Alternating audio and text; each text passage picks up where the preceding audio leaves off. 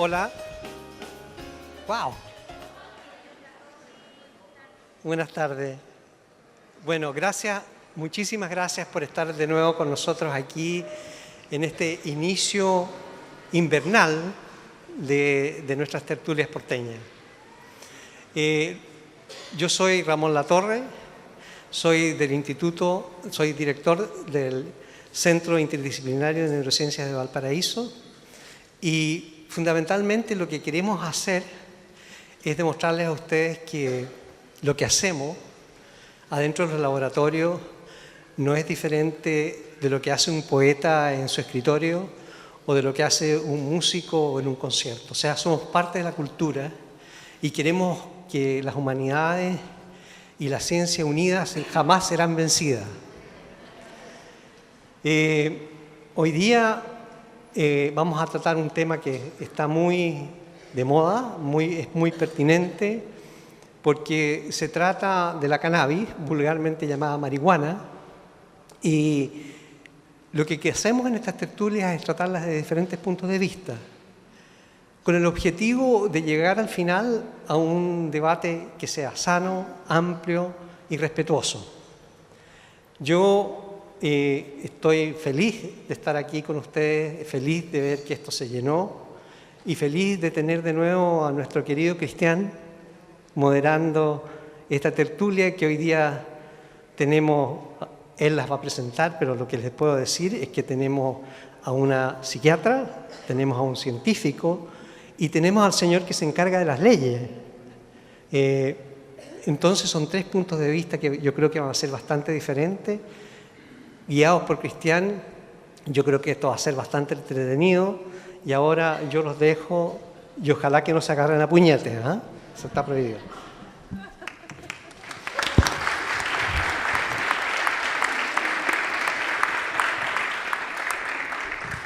Muchas gracias, Ramón. Un saludo afectuoso a todos los que nos acompañan en esta tertulia de invierno, como marcaba Ramón. Y recordamos con nostalgia las primerísimas tertulias que tuvimos, la primera, ¿no?, en la Biblioteca Severín. Partimos ahí y ahora se ha conquistado este espacio muy importante en la ciudad de Valparaíso, en el corazón del plan del Centro Histórico de Valparaíso y además en el Consejo Nacional de la Cultura y las Artes. Y Ramón decía que la ciencia y las humanidades unidas jamás serán vencidas. Realmente me sumo a esa consigna, me sumo a pocas consignas hoy. En algún momento me sumé a varias, digamos, uno tiene que sumarse en algún momento a algunas, digamos, movilizar de dar su vida, pero hoy día son pocas las que me movilizan y esa consigna me moviliza. Soy un poco más pesimista, creo que en algunas dimensiones, lamentablemente, en nuestra sociedad, esa unión de la ciencia y las humanidades ha sido parcialmente derrotada, sobre todo por una superficialidad que abunda hoy en día fundamentalmente en los medios de comunicación. Si hay algo, y por lo cual tiene un profundo sentido hacer esta tertulia hoy día sobre este tema, es que como en otros temas de interés público, lamentablemente lo que suele abundar son declaraciones, consignas, emociones, legítimas por supuesto, que superan a veces a las ideas, pero base científica, reflexión profunda de un punto de vista filosófico, una mirada también profunda de un punto de vista jurídico, escasea y hace que los debates sean tremendamente pobres. Y yo creo que esto es muy importante, el aporte que hace la universidad pública aquí a través de la tarea encomiable del Instituto de Neurociencias de la Universidad de Valparaíso, es justamente a que la universidad, como lo fue alguna vez la universidad pública, tenga algo que aportar al debate público más allá de las ideas hechas, de los clichés, que todos queremos ir, los que estamos acá es porque justamente queremos ir más allá, entrar en una cierta profundidad. Hay una necesidad de profundidad, por eso que estoy muy contento de poder participar como moderador en esta mesa. Quiero, en primer lugar, que le vayamos dando una calurosa bienvenida, como solemos hacerlo siempre, a nuestros invitados. A mi derecha, Anneliese Dörr. Ella ha trabajado desde un punto de vista teórico, pero también en su práctica clínica, este tema en una arista que no deja de ser importante, que es el tema de los adolescentes consumidores habituales de marihuana. De hecho, esa es la tesis. Adolescentes consumidores habituales de marihuana, y su incidencia parece que es en la temporalidad, un tema filosófico importante que le voy a preguntar después a ella. Ella es profesora asociada, docencia, investigación y extensión de la Universidad de Chile, del Departamento de Psiquiatría y Salud Mental Oriente, de la Facultad de Medicina Oriente, es doctor en Psicología Cognitiva de la Chile, ha obtenido un premio de excelencia académica en la Universidad de Chile el año 2007. Le vamos a dar un caluroso aplauso y bienvenida. Gracias, Anneliese, por estar acá con nosotros.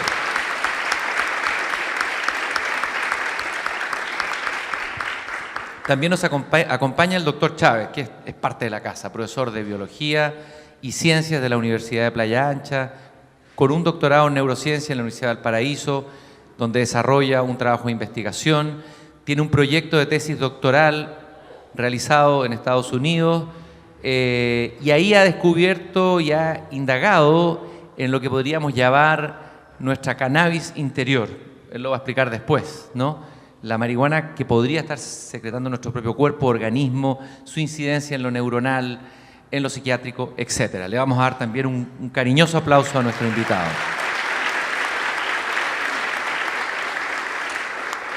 También, desde luego, nos sentimos muy contentos de que esté entre nosotros. No es habitual que un miembro de la Corte Suprema, elegido además por unanimidad, participe en esta conversación y aporte su punto de vista, su experiencia, su mirada, tanto como académico, profesor de Derecho Procesal en distintas universidades, y desde luego como miembro de la Corte Suprema. Jorge Dam nos acompaña hoy día. Un aplauso afectuoso a él.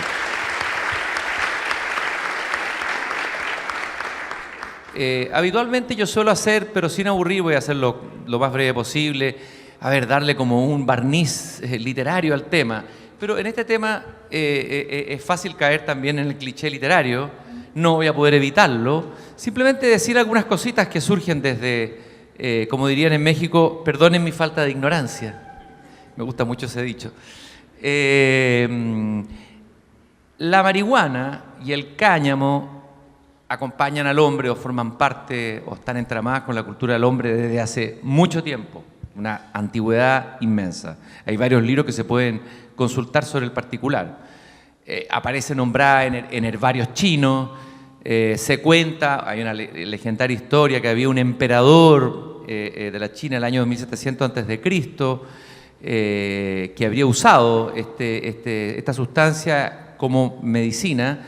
Se conoce sus cualidades psicotrópicas, por lo tanto, desde hace mucho tiempo. También un papel ritual en la cultura india. Ahí es más entretenido, digamos. Es nombrada como embriagante sagrado, ¿no? Como una forma de comunicación con los dioses y también los demonios, ¿no? Pero donde la marihuana, al contrario de lo que se cree, porque a veces una de las ideas que circulan por ahí es que la marihuana habría sido originaria, por ejemplo, de los pueblos precolombinos. En realidad la marihuana llega por los españoles, los conquistadores españoles, y específicamente me parece británicos. Eso habría que cotejarlo, ustedes me lo dirán, ¿no? Aquí. Pero en realidad donde la marihuana empieza a adquirir un protagonismo, y en realidad el hashish, su hermano, por decirlo así, es en el siglo XIX, y eso lo conozco un poco más, y para ligarlo con la literatura, en un grupo muy importante de escritores y poetas, algunos llamados malditos, no todos, que formaron una suerte de élite del pensamiento y la poesía francesa particularmente, en la búsqueda de nuevas experiencias poéticas, estéticas y espirituales. Desde luego, no se puede dejar de obviar acá al gran poeta Charles Baudelaire, quien había leído un libro de Tomás de Quincey sobre esto. Pero también está otro poeta que hoy día no se lee mucho, que es Théophile Gautier, que escribió un libro sobre el hashish. Baudelaire escribió sobre el hashish y aparecen varios poemas en sus libros, particularmente en Las Flores del Mal. Y él, en uno de los famosos poemas donde se supone que está hablando del efecto del hashish, que repito, no es lo mismo que la marihuana, aunque viene de la misma fuente, de la misma raíz, de la misma planta, dice: detrás del tedio y los grandes pesares que abruman con su peso la existencia brumoso, dichoso aquel que puede a la vigorosa existencia arrojarse hacia los campos luminosos y serenos. Esto en francés suena mucho más bonito, ¿eh? Traducido al español, la verdad que suena horrible. No, pero la idea es cómo superar el tedio, ese spleen ese spleen del que hablaba Baudelaire, al que él oponía la elevación. Y ellos intentaron, por eso hay que ubicarlo en un contexto, a través de los alucinógenos, tanto el opio, el vino como el hashish, de explorar y abrir las fronteras de la percepción. Pero obviamente que es distinto hablar de la marihuana en un grupo de élite literario, en el club de los hashishin, así se llamaban. Creo que hasta Balzac, el gran novelista francés, estaba metido en este grupo. Es distinto mirarlo en ese contexto que en un contexto ritual en la India o en un herbario chino, que por ejemplo en la realidad del consumo de los adolescentes, que es un tema que Annelise ha analizado, ¿no?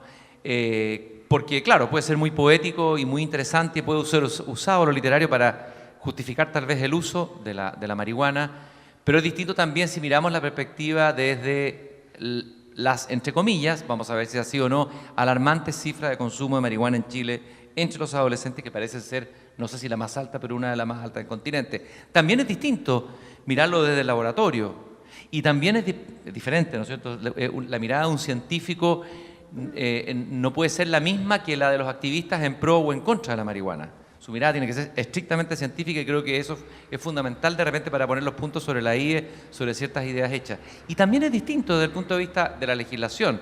Es muy diferente decir estoy a favor o en contra del consumo de la marihuana a decir estoy a favor de la legalización de la marihuana o de una mejoría de una cierta legislación desde un argumento jurídico. Por lo tanto, es un tema obviamente que tiene muchas entradas.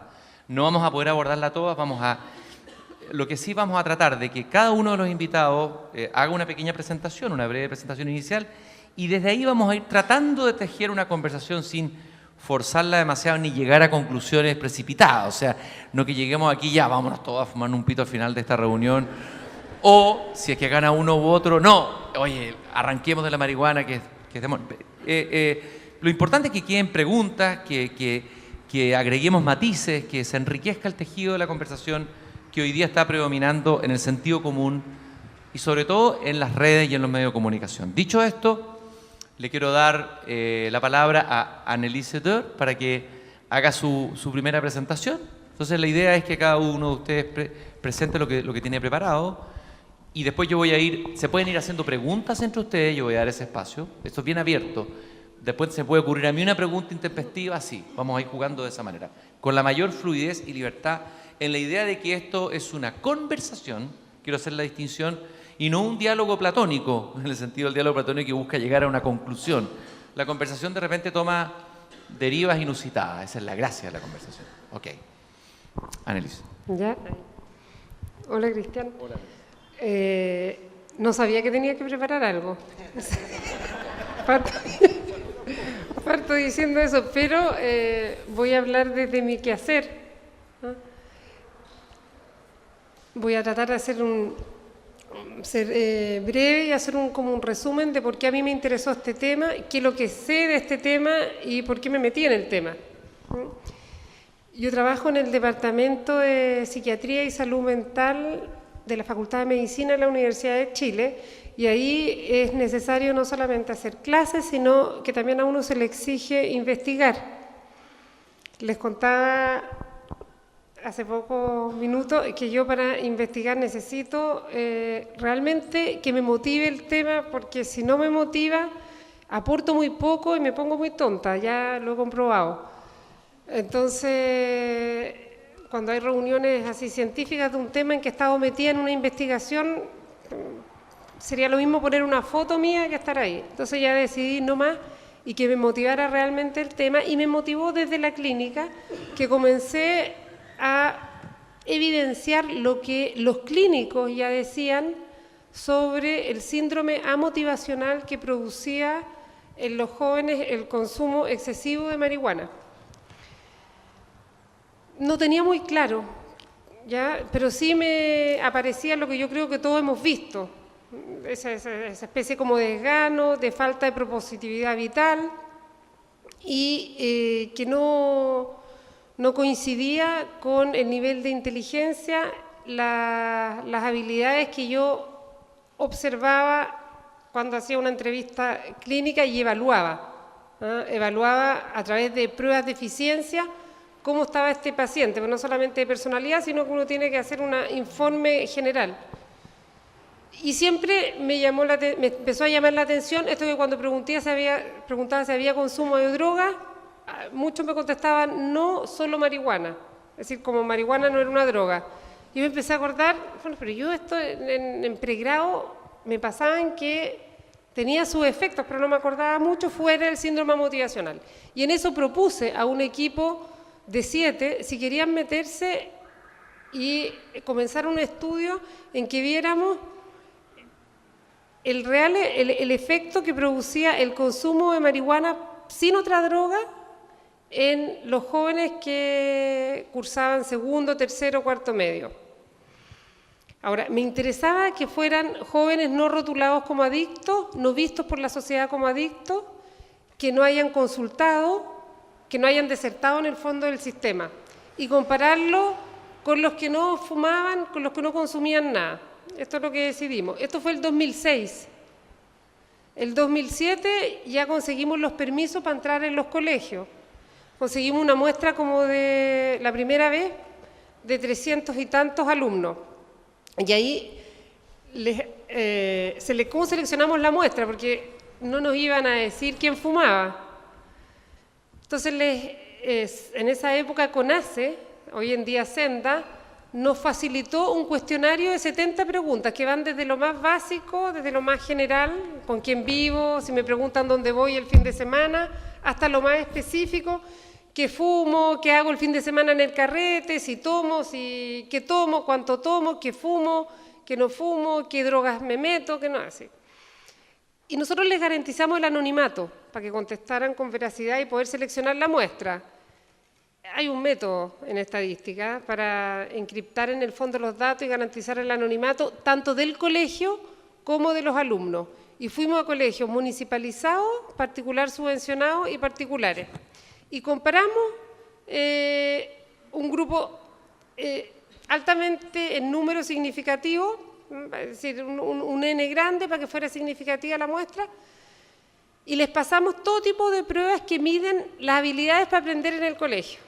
Es decir, las funciones cognitivas, las funciones de aprendizaje que yo necesito para rendir eficientemente en el colegio. Pruebas que me midieran la atención, la concentración y la memoria y la resolución de problemas. Cada alumno lo evaluábamos como una mañana entera, éramos 7 para poder hacerlo. Y ahí fue la primera sorpresa, porque está bien ver diferencias, pero no diferencias como las vimos. Las que vimos fueron demasiado eran así. Esto lo publicamos y lo decidimos publicar en la revista Salud Mental de México. ¿Por qué en esa revista? No solamente porque tenía un buen impacto, EASY, que se llama en ciencia, sino porque era la revista en habla hispana a la cual se referían los españoles más y que tenía mayor público, son muchos millones en México y llegaba a más países. Yo quedé metida con esto y decidimos volver a estudiar esto, pero ver el cerebro. Y para eso necesitábamos financiamiento. La Chile nos financió un poco, la Clínica Las Condes, y logramos que participara con nosotros el doctor Imael Mena, que falleció en enero, y la doctora Sonia Neubauer, para evaluar lo mismo que habíamos evaluado antes, pero esta vez comparándolo con un neurospec. Cómo estaba funcionando el cerebro de los jóvenes que consumían y de los jóvenes que no. Esto fue el 2009 y lo terminamos el 2011. El doctor, ¿por qué el doctor? Nombro al doctor Mena, porque él fue quien vivió 30 años en Estados Unidos, fue doctor emérito de la Universidad de la UCLA de Los Ángeles y fue quien primero descubrió el real efecto de la cocaína en el cerebro. El primero que empezó a usar neurospec. ¿Y cómo lo hizo? Pudo, en el fondo, llegar a una muestra que solo fumaba cocaína, que era un barrio negro de negros, que no usaban ninguna otra droga que la cocaína. Y era quien más tenía experiencia en leer neurospec. Bueno, ahí hicimos este estudio que fue grande, fueron 500 y tantos escolares. De ahí seleccionamos, porque para seleccionar la muestra fue todo el mismo procedimiento anterior. Les pasamos las mismas pruebas neuropsicológicas y tuvimos consentimiento informado de los colegios para sacar al alumno, llevarlo a la clínica Las Condes, meterle un medio contraste y mirarle el cerebro. No era fácil.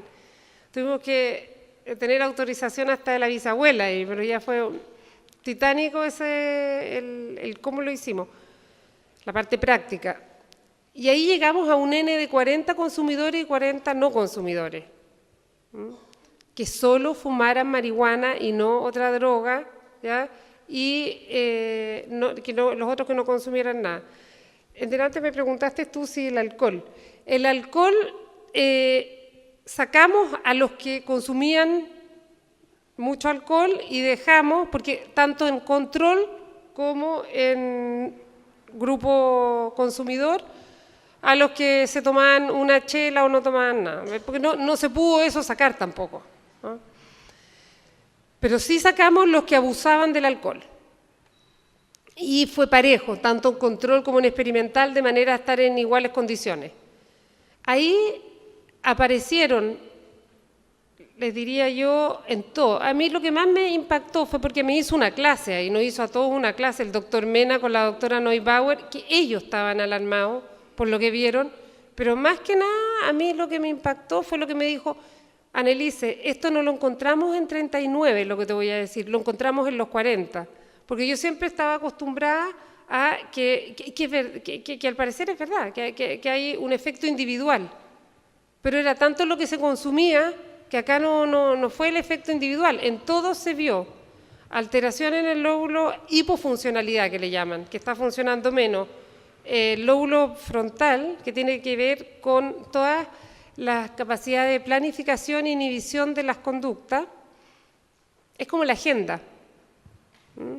Es como, yo tengo que venir acá a dar esta charla para después irme a tal hora a mi casa, pero si me quedo acá, toda la planificación, bueno, tiene muchas funciones el lóbulo prefrontal, pero eso se veía hipofuncionando en todo.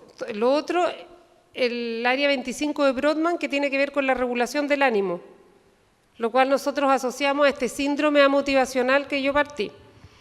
Y también, algo que ya estaba descrito en la literatura científica, el hipocampo, que tiene que ver con la memoria, tiene que ver con el sistema límbico y está encargado de fijar los acontecimientos, tiene que ver con la memoria. Bueno, eso fue, y fue coincidente con las pruebas neuropsicológicas que les pasamos, los resultados, que volvieron a ser iguales a los que habíamos visto el 2007. Eso fue un estudio cuantitativo, es decir, que seguimos las reglas de la ciencia, en donde hay un grupo que fuma, un grupo que no fuma, grupo experimental, grupo control, se los compara, hay números, etc. Y por otra parte yo hice un estudio cualitativo, que es el que tú me quieres preguntar después, que fue en la tesis doctoral, en donde quise ver, también inspirada por este síndrome amotivacional, cómo era la vivencia de la temporalidad en los jóvenes que consumían marihuana. Un estudio cualitativo es que yo quiero ver una experiencia subjetiva que no la puedo cuantificar. Yo no puedo cuantificar cómo siento la felicidad cuando veo a mis hijos, no le puedo poner número. La temporalidad, lo que yo quería ver era si el joven consumidor de marihuana lograba articular bien el pasado con el presente y el futuro, porque tanto desde la psicología y psiquiatría como desde la filosofía se dice que el ser humano no puede escapar del tiempo, que estamos insertos en el tiempo y determinados más por el futuro, por el proyecto, que por el pasado, como decía Freud. No es que el pasado me determine a mí, el que yo haya estudiado lo que estudié, el que sea, o si no seríamos como esclavos. Sería una cosa causa-efecto. Eso tiene incidencia, pero no total. Es más bien el proyecto futuro lo que me determina mi presente ¿Ya? Yo estoy aquí porque un tema que a mí me interesa, que es hablar sobre la marihuana. Entonces, por este proyecto, yo estoy aquí, saco elementos de mi pasado, que son mi memoria y todo lo que he investigado, para ser eficiente en mi praxis presente, que es hablar lo que estoy hablando. No sé si fui muy eficiente, pero me alargué un poco. Muchas gracias. Andrés, sí. ¿Se escucha o no? ¿Sí? Yo les voy a contar un poco de la parte objetiva, ¿no? Yo estudio el sistema endocannabinoide, así se llama en el organismo. Y tal como tú, la motivación fue tratar de entender qué pasa en los sistemas sensoriales. Cuando, en mi época, cuando yo era estudiante y leía por ahí o veía las noticias, ¿no? Todos vemos distinto. Oh, vi la luna caer, vi una estrella llegar a mi cuerpo. En realidad, ¿qué es lo que te hace el cannabis? ¿Qué te hace ver distinta la luna? ¿Qué te hace ver distinto el semáforo? ¿Qué te hace ver distinto el ambiente? Esa fue la idea de cómo empecé o cómo llegué a esta gran gama de la ciencia que son los endocannabinoides. Tratar de entender cómo los endocannabinoides regulan la percepción sensorial. Cómo nosotros podemos capturar el gusto, cómo capturamos el oído, la audición, cómo capturamos la visión, cómo podemos sentir dolor, cómo no podemos sentir dolor. Y en todas estas emociones, sensaciones, está envuelto el sistema endocannabinoide. ¿Y qué son los endocannabinoides? Los endocannabinoides básicamente son lípidos, son grasas, tal como el aceite que ustedes le echan al agua cuando preparan una sopita. Exactamente de esa calidad de aceite estamos hablando, son derivados de los ácidos grasos, por lo tanto son esenciales en el organismo. O sea, tú los tienes desde que naces hasta que mueres. Cómo funcionan en tu organismo depende de cuánto consumiste o cuánto no consumiste. Depende de cuáles son tus emociones, cuáles son tus procesos psicológicos, sociológicos, pero el sistema siempre está. ¿Y qué sabemos del sistema? Absolutamente nada. Esa es la respuesta clara. No sabemos nada del sistema endocannabinoide.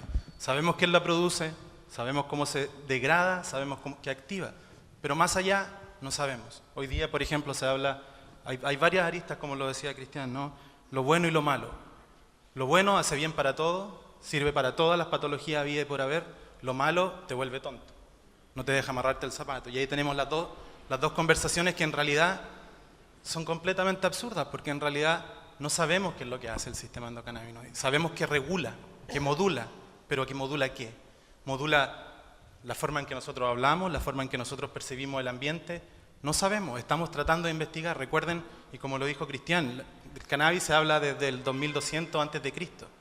y se usaba medicinalmente. Sin embargo, no fue hasta el año 41, entre el 41 y el 61, cuando se sintetizó desde el hachís una molécula que se llama el delta-tetrahidrocannabinol.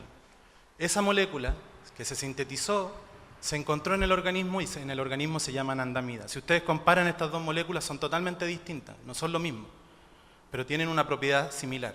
La anandamida, por ejemplo, no es psicoactiva, el THC sí es psicoactivo. ¿Ok? Y eso fue recién en el 61. ¿Qué sabemos del sistema desde el 61 hasta ahora? No supimos mucho hasta el 2001. En realidad, en el 99 ya había luces de que esto podía ser un mensajero retrógrado. Cuando hablo de mensajero retrógrado, normalmente yo me comunico de frente a una persona, ¿verdad? Un retrógrado se va a comunicar de espalda. Ese es el ejemplo más claro de tratar de entender lo que es un mensajero retrógrado. Entonces, en el 2001 se descubre esta modulación por los endocannabinoides. Ocurre en tu cerebro, ocurre en tres partes esenciales del cerebro, una que es el hipocampo, otra que es el cerebelo y otra que es la corteza prefrontal. En estas tres zonas que controlan tanto emociones, pensamientos como motricidad, se encontró que hay un fenómeno que ocurre normalmente cuando uno piensa, cuando uno come, cuando uno duerme, cuando uno va al baño, ocurre. Tu neurona se depolariza y al depolarizarse genera este lípido. ¿Y qué es lo que hace este lípido? Activa un receptor. ¿Y qué es lo que hace el receptor? Disminuye mi activación. Eso es todo lo que sabemos. No sabemos más. Y por eso hay que pensar y pedir en tratar de entender el sistema. Hay que invertir para poder saber, para que estas conversaciones no se den, sino que ya sepamos qué es lo que está pasando, hay que invertir. Hay que saber cómo funciona el sistema. Luego del 2001 se dijo, ok, aquí está la panacea, ya sabemos cómo funciona, es una forma retrógrada, va a activar un receptor y te va a disminuir la intensidad sináptica. Sin embargo, entre el 2001 y el 2010 se han demostrado al menos 4 mecanismos distintos de cómo los endocannabinoides funcionan en tu cerebro. Esta forma retrógrada que todos hablábamos, que era un lípido que se está moviendo a la membrana. ¿Cómo se puede mover un lípido en agua? Si ustedes cuando le echan aceite al agua se queda ahí, ¿no? Si nosotros movemos el agua, la burbuja de lípido sigue moviéndose. ¿Cómo esto se mueve en nuestra cabeza? El 2006 se demostró que en realidad también pueden funcionar de otra manera, no necesitan salir a un espacio sináptico, sino que pueden disminuir la excitabilidad de las neuronas. Y al disminuir la excitabilidad de las neuronas, nuevamente disminuimos la actividad cerebral. Eso es todo lo que hace. Hoy día sabemos que hay unas células de andamiaje que son necesarias y realmente importantes en el sistema nervioso central, que son los astrocitos, y así otras glías, como la glía de Berman o las células de Müller en la retina, también poseen el sistema endocannabinoide. Por lo tanto, el sistema endocannabinoide, como bien lo dije una vez, es tu cable a tierra. Es la manera en que tú te generas un sistema que te controla. Y ese sistema que te controla es intacto, o está intacto hasta que no haya consumo. Por eso es tan importante saber qué pasa cuando hay un consumo, cómo cambian mis emociones, cómo cambia mi pensamiento, cómo cambia mi memoria, cómo cambia mi observación del medio ambiente, cómo puedo percibir de una manera distinta, cómo puedo escuchar distinto. Hay mucha literatura al respecto que dice que los músicos pueden escuchar mejor. Sin embargo, hay evidencia que dice que los cambios de frecuencia disminuyen. ¿Qué es lo que me está haciendo escuchar mejor a mí como músico? ¿Que mi oído está capturando diferente los acordes? ¿O en realidad mi apertura de mente es la que me está haciendo escuchar distinto? ¿Qué pasa cuando yo estoy mirando a una persona? Los colores. ¿Qué pasa con los colores? No sabemos qué pasa con los colores. Y el sistema está en tu ojo. En toda tu retina están los receptores cannabinoides. Sin embargo, no sabemos. Hasta el día de hoy, si ustedes buscan en la internet, hay 9 o 10 artículos científicos sobre el efecto de los cannabinoides en la retina. Sin embargo, aunque lean los 10, la pregunta es la misma. ¿Qué es lo que están haciendo ahí? No sabemos. ¿Qué es lo que está pasando, por ejemplo, en patologías como la esquizofrenia, como la bipolaridad, como la obsesividad compulsiva? Tampoco lo sabemos. ¿Y por qué? No porque no queramos saberlo, sino que recién, en los últimos 15 o 20 años, se abrió esta puerta a decir, hay enfermos, hay enfermedades psiquiátricas. Antes se escondían. Por eso la depresión tuvo un salto tan enorme. Si yo tengo un depresivo en mi casa, mejor lo escondo porque está enfermo y no quiero que me lo vean. Hoy en día ya eso está mucho más fácil, más accesible. Las depresiones, el estrés, y los endocannabinoides regulan estas condiciones de estrés, estas condiciones de depresión. Pueden generar o gatillar esquizofrenia, por ejemplo, en menores de edad. En menores de edad que consumen altas dosis de cannabis. Pero que hay que ser claro, que tienen que tener algún factor genético. En otras palabras, si tú tienes en tu libro que está escrito, porque nosotros somos un libro que está escrito desde el día que nacemos hasta el día que morimos. Está escrito, vamos a ser así, vamos a ser de 1,70 m, vamos a tener el pelo rubio, ojos claros, nos va a gustar el choclo, el arroz, no sé, está escrito. Si tú tienes en esta escritura un gen que te pueda producir un efecto, como la esquizofrenia o como la bipolaridad, y hay un consumo masivo de cannabis, lo más probable es que actives ese gen y puedas activar esta patología. Sin embargo, no en todos sucede. Entonces hay que saber por qué no sucede, cómo sucede y de qué manera sucede. Y eso es lo que yo trato de hacer en el laboratorio. Tenemos varios proyectos de investigación al respecto. Estamos mirando por un lado cómo el cannabis afecta la capacidad de ver, la capacidad de ver el mundo exterior, cómo el cannabis puede, por ejemplo, modular las emociones, cómo puede modular el estrés, cómo puede modular otro tipo de patología psiquiátrica. Y de hecho, paso el aviso, no solo el Centro de Neurociencia está bien arraigado en Valparaíso, también está el centro o el núcleo milenio de investigación en enfermedades neuropsiquiátricas, que lo que tratamos de investigar es la base de estas enfermedades en términos de los endocannabinoides, en términos de la serotonina y la dopamina, cómo estos 3 neuromoduladores pueden interactuar. Eso. Muchas gracias, Andrés. Muy interesante ambas intervenciones. Interesante escuchar las preguntas que se hacen desde la ciencia, que a veces no son las mismas que nos hacemos nosotros, pero que son importantes para que nosotros podamos algún día poder responder las preguntas y no quedarnos, como decía yo anteriormente, con ideas hechas. Jorge, ahora vamos a ver la otra dimensión. Bueno, espero, no sé, capaz que tenga otro, sí. Pero vamos a ver qué dice nuestro abogado. Antes de venirnos acá... Más cerca del micrófono, porque... Antes de venirnos acá, nos tomamos un café. Y yo pregunté ingenuamente quién iba a ser de malo en esta conversación, porque no pueden estar todos a favor ni todos en contra. Sospechaba que había un cierto ambiente favorable. Pero ahora he llegado a la conclusión que el malo voy a ser yo. ¿Por qué? Porque yo hablo del punto de vista de la ley. Y después de hecho todos los estudios de la LIS y hecho todos los estudios de Andrés, finalmente el legislador tiene que tomar una posición. La marihuana es buena, es mala, la permito o no la permito, la censuro o no la censuro, la castigo o la libero. Y esa decisión no es exenta de la tremenda presión que existe en la sociedad respecto de sus más infinitos temas. En Chile, la marihuana, o las drogas en general, pero la marihuana en particular, se viene penando aproximadamente el año 1960. Antiguamente los lolos, por lo menos los santiaguinos, iban a los Andes, se metían en los campos donde se sembraba cáñamo. El cáñamo es una fibra que se ocupa hasta el día de hoy. Y traían sacos de marihuana, no un paquetito, saco. Era muy común que para volarse con esa marihuana había que fumar una gran cantidad. Hoy día la ciencia también ha colaborado en la calidad de los cannabinoides, de tal modo que una semillita fantástica produce unos efectos espectaculares. Muchos años atrás una amiga colombiana decía, yo no sé cómo ustedes chilenos se pueden volar con esta porquería, porque claro, ella está acostumbrada a la marihuana colombiana. Finalmente el legislador toma una postura, nos guste o no nos guste, pero la toma. Y finalmente la postura que toma es sancionar el consumo de drogas, así a secas, y no hace mayor distingo, sino que simplemente dice, mire, las drogas producen un efecto nocivo a la salud, el bien jurídico tutelado, que en la jerga leguleya así se llama, es la salud pública, razón por la cual yo, legislador, a la salud pública tengo que protegerla. ¿Y cómo la protejo? Prohibiendo el consumo de drogas. Punto. Las penas son altas. Finalmente el legislador le dividió las penas en dos grupos de sustancias estupefacientes, las que producen un grave daño y las que producen un daño no tan grande.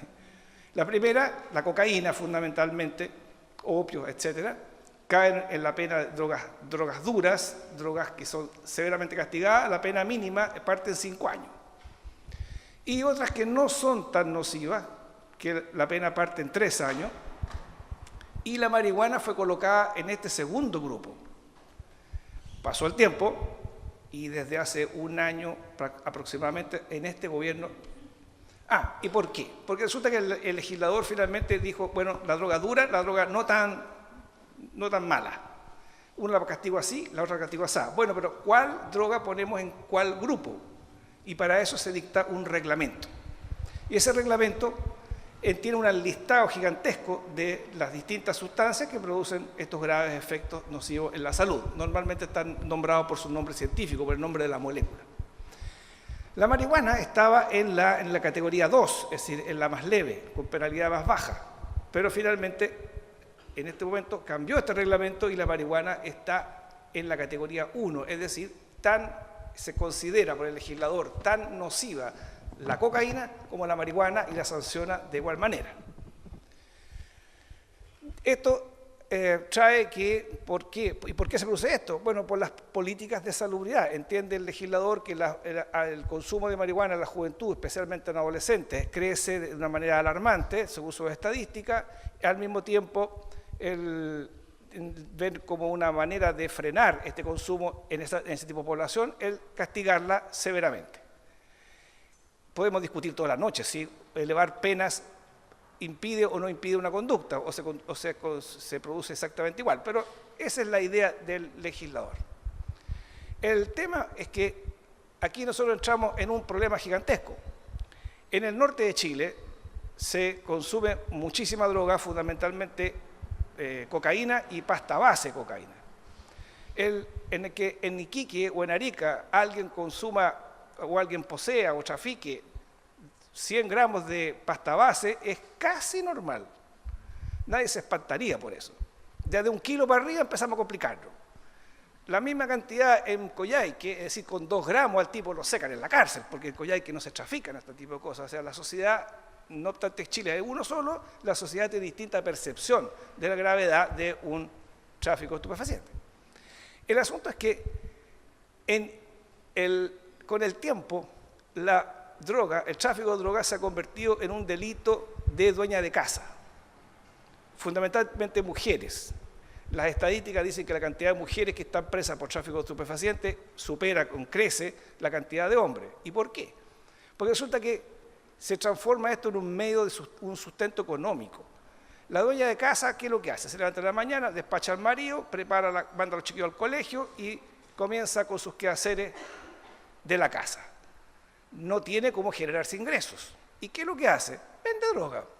Mientras prepara la cazuela, atiende y vende pitos y de todo tipo de estupefacientes. Se procura un ingreso extra. Un día la pillan y bueno, terminó presa. Pero es muy distinto, dijo el legislador, traficar 1 kilo que 10 gramos o 1 gramo. Entonces se creó un nuevo tipo legal, que es el tráfico de pequeñas cantidades de droga. ¿Qué se entiende por pequeña cantidad de droga? Nadie lo sabe, porque el legislador no lo definió. De tal modo que para un juez, que el que definiría tiene que aplicar la sanción, ¿qué entiende por pequeño? Puede variar desde medio gramo hasta 10, 15, 20, 200, etc. La pena es más chica, esa es la diferencia que tiene, es más baja. Ese es más o menos el panorama punitivo. Razones de por qué se llega a esto son simplemente razones sociales, o sea, siempre se ha entendido que no hace bien para la salud, eso estamos todos de acuerdo. Algunos la consumen para volarse, para llegar a tener unas percepciones distintas, ¿no es cierto? Perciben los colores de otra manera, la música de otra manera, perciben la realidad de una manera diferente, y otros seguramente para evadirse, para matar el hambre, es decir, vamos a encontrar muchas razones, cuál no sabemos, pero sí se usa. El legislador no quiere que se ocupe la marihuana, razón por la cual la sanciona. El gran tema es que esto lamentablemente obedece a las políticas públicas de las presiones que se ejercen sobre el Poder Ejecutivo y el Poder Legislativo. Entonces, la reacción, hoy día la sobrereacción ante la delincuencia es tremenda. O sea, hoy día queremos meter preso a medio mundo. ¿Por qué? Porque hay que reaccionar, hay mucha delincuencia. En cambio, y con la marihuana pasa lo mismo. Si uno consulta a un grupo de personas, siempre asocian a los vagos que están en la esquina, esos son marihuaneros. Los otros vagos que están tomando cerveza o vino, bueno, esos son un grupo de muchachos que no se portan muy bien, pero es distinto. Pero el estigma está en la marihuana. Y si yo veo los resultados, por lo menos de fuera, así como ciudadano común y corriente, veo que los que toman alcohol se ponen violentos, se pelean y se matan. En cambio, los marihuaneros son todos hermanos, están todos felices. Entonces, a ver, no puedo yo meter las dos cosas en un mismo saco. Tengo que entrar a hacer ciertos distingos, pero lamentablemente no se hace. Y finalmente, nuestra legislación va y viene. En este momento en el Congreso hay un proyecto que libera la marihuana. Partió con que se podían plantar 6 matitas y vamos en una. El proyecto está, ahí no va. No sé si tenga alguna posibilidad de convertirse en ley, pero esa es una manera, porque obviamente que la marihuana, en general las drogas, producen el efecto del tráfico de drogas, y el tráfico de drogas produce un efecto tremendamente complejo dentro de la sociedad y fundamentalmente dentro de los grupos más pobres, que son los que sufren más este flagelo. El controlar la venta de marihuana en un barrio o en una población es un negocio muy lucrativo, razón por la cual se produce todo tipo de bandas, de matanzas y de venganza, etcétera, etcétera. O sea, el efecto es tremendo. Basta con ver las películas de Al Capone, además con el alcohol, para que uno entienda cuál es el problema. Y finalmente, nuestro vaivén es demasiado grande. Si hoy día alguno de ustedes me pregunta, ¿puedo yo en mi casa consumir drogas? Yo le tengo que contestar, sí. ¿Puedo consumir toda la que me dé la gana? Sí. ¿De la especie que sea? Sí, toda la que quiera. Fantástico, entonces voy a ir a comprar. Calmado. Eso es traficar. Comprar, vender, poseer, elaborar, etcétera, etcétera, está penado, así que no puede. No importa. Voy a ir de un amigo para que me la regale, no la voy a comprar. No importa, igual está penado, porque usted la va a transportar, poseer. Bueno, entonces planto una matita en mi jardín. Tampoco, señor, usted no puede plantar.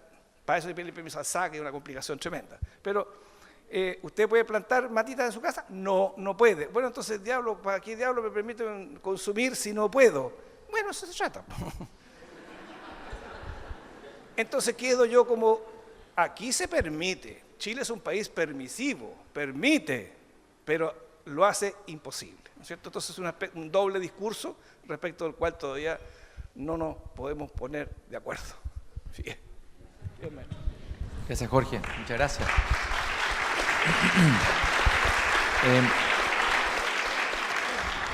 Yo imagino que, bueno, cada uno de ustedes escuchó no la ponencia, la presentación del otro y tendrá preguntas que hacer. Hay varias preguntas dando vuelta y tenemos muchas dimensiones y es difícil, nos vamos a meter en un aspecto y seguramente van a quedar, es parte de esta conversación como lo dije al comienzo. Déjenme hacer algunas preguntas yo y les voy a dar un espacio para que ustedes también se hagan preguntas entre ustedes o puedan profundizar en otro aspecto. Yo quería preguntarte a ti, Annelise, tú hablaste de estos dos estudios, cuantitativo y cualitativo. Tu mirada o, digamos, la dimensión en la que tú trabajas, digamos, no es una dimensión jurídica, tampoco, a ver, es una dimensión científica, pero también es una dimensión social, hasta filosófica, ¿no? Tú hablaste de un proyecto de vida, hablaste del concepto de temporalidad. ¿Qué es lo que te...? A ver, me gustaría saber tu postura en el tema de la marihuana. Me imagino que hay una postura. ¿Estás a favor de la legalización o no? ¿Te definirías como una liberal, una conservadora? Yo sé que son motes que son simplificadores, pero algo pueden dar indicación. ¿Por qué y qué es lo que te preocupa hoy en la realidad donde tú estás trabajando, que es con los adolescentes? ¿Cuál es la preocupación tuya más de fondo? Eso quería preguntar. Bueno, ahí. Bueno, yo pienso que cada uno de nosotros en esta vida en algún momento se plantea estructurar, y esto es generalmente en la adolescencia, estructurar su proyecto de vida, porque uno se siente interpelado a algo. Yo desde chica me dijeron que era mala para cantar, así que no voy a tirarme a cantar.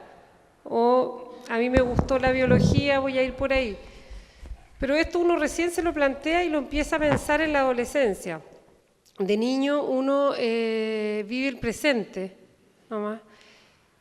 El futuro lo lleva la mamá y el papá. Como yo les decía, te voy a llevar el dentista hoy día, no vas a jugar tanto Nintendo, solamente 1 hora, porque el niño no tiene capacidad de hipotetizar. Estábamos conversando recién y yo les decía, o sea, que un niño ustedes lo ponen en un auto y le dicen en 10 horas más vamos a estar en Osorno y se desespera, porque el futuro no lo puede dimensionar. ¿Cuánto falta? Y empiezan a torturar al adulto con la preguntita. El niño es presente y el futuro lo maneja los padres. El futuro aparece recién en la adolescencia cuando yo, en base a lo que sigo, mi memoria, mi pasado, elaboro un proyecto de vida y me lo empiezo a plantear. Y para eso yo tengo que anticipar pasos a dar. Primero tengo que ir al preuniversitario, tengo que dormir temprano, si me gusta esto no puedo salir a carretear todo, si no, no me va a ir bien. Eso es lo que yo vi en la tesis doctoral que se interrumpía, la capacidad de anticipación, que es un concepto que acuñó un francés, Sutter, que es la capacidad de planificar los pasos a dar para conseguir el proyecto o la meta. Ahora, uno siempre está planificando, siempre está anticipando. Y la anticipación uno no la puede dividir, es una cosa completa. Lo máximo en anticipación es lo que vieron ayer ustedes con Bravo, ¿se llama el arquero? Cuando, sí, el arquero. Eso es anticipación. Una anticipación ya total. Eso es una inteligencia total también. Una inteligencia genética total. Lo que tu pregunta, ahora, si soy pro legalización, no legalización. Pero ligándolo con esto mismo. Ligándolo con esto mismo. Yo, por tanto el estudio cuantitativo como cualitativo, vi efectos serios en los jóvenes adolescentes que estaban recién iniciándose en un proyecto de vida y se les veía interrumpido. En el estudio cualitativo la dimensión futura no aparece. ¿Cómo lo vi esto yo? A través de las narrativas, de las autobiografías, que es un método cualitativo que hay, que aparece complejo, pero es posible de hacer y bien fascinante, en donde se veía que el pasado aparecía empobrecido el presente, todas las biografías estaban en presente, ¿ya? Mucho respecto a lo que les gustaba y un poco menos respecto a los intereses, un poco menos claro, y el futuro aparece evitado, delegado, ¿ah? Ya sean los padres o en la suerte o en el destino, o no mencionado. Entonces dividía yo la biografía en pasado, presente y futuro y me aparecía vacío el futuro. Yo no intervenía en nada, observaba nomás, así es el método. Entonces, a raíz de esto y del estudio cualitativo, no podría estar, no es que estar en favor o en contra, ¿ah? Es más bien enfatizar el riesgo que conlleva el consumir. Y para eso yo creo que tienen que haber políticas públicas para que no siga disminuyendo la percepción que tiene toda la población de que, no es, que es inocua la marihuana. Tal como decía acá nuestro científico, él está tratando de estudiar cómo es el sistema endocannabinoide. Nosotros tenemos un sistema de marihuana propia, que es este sistema endocannabinoide que regula el estrés y las emociones. La gente normalmente cree que confunde cannabis y cannabinoide. Cannabis es la planta, cannabinoides son estos elementos, estos componentes que puede tener la planta, pero la planta tiene 489 componentes distintos. De estos, 70 son cannabinoides. De estos 70 se conocen principalmente dos, que son los que él estudia, que es el THC y el CBD. El THC es psicoactivo, que es el que más perjudica, y el CBD no es el psicoactivo y es el que se está probando como posible medicamento para epilepsias muy graves que no responden a ningún otro medicamento. ¿Cuáles son los resultados que han habido? ¿Que han habido, se dice? Es que mi papá me pasa corrigiendo, me dice no te preocupes, no voy a ser de profesor de castellano aquí, porque soy profesor de castellano, pero no voy a tener el mal gusto, ya lo hago en mi casa y soy odioso, así que voy a ser bastante laxo. Sí. Bueno, ¿cuáles son los resultados con respecto a la epilepsia? Todavía no son resultados concluyentes, ¿ya? ¿Por qué? Porque no se conoce bien el receptor mismo, con eso lo puedes explicar tú mejor, pero todavía no son concluyentes y esto salió en el JAMA, que es una de las 3 revistas más importantes del mundo en ciencia, salió el 2015. Entonces, por algo todas las sociedades, y en eso, Cristian, encuentro que te faltó un invitado, te faltó un médico, porque los médicos se han puesto como los enemigos así, y que no son los enemigos, sino que ellos están a cargo de velar por la salud, los científicos de estudiar bien a nivel micro y los médicos y las sociedades médicas de velar por la salud. Entonces está el Colegio Médico de Chile, todas las sociedades de medicina, SOCHIPE, que es la Sociedad de Pediatría, SOMNIA, que es la Sociedad de Psiquiatría y Neurología, SACH, que es la Sociedad de Anestesiología, todas están en una postura de no legalizar la marihuana. ¿Por qué? Porque consideran que no hay conciencia del riesgo respecto a su uso. Es más bien por eso. Ahora, ¿qué pasó en Chile? Se ideologizó el tema. Entonces pasó a ser parte del grupo progresista, el que está a favor de la marihuana, y del grupo conservador, rígido, retrógrado, todas estas sociedades médicas o los grupos que están en contra. Yo creo que hay que salirse de eso y dejar la discusión en manos de la ciencia, de los médicos, ¿ya? Y sobre todo arreglar el tema que hay en Chile, que somos el país, no de Latinoamérica, del mundo, que tiene mayor consumo de marihuana en escolares. ¿Qué implica esto? Que su destino en cuarto medio es casi la mitad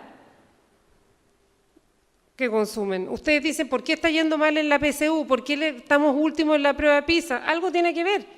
Si uno no puede atender, concentrarse y memorizar. Entonces, no es un tema para mí de legalizar, no es mi tema en realidad.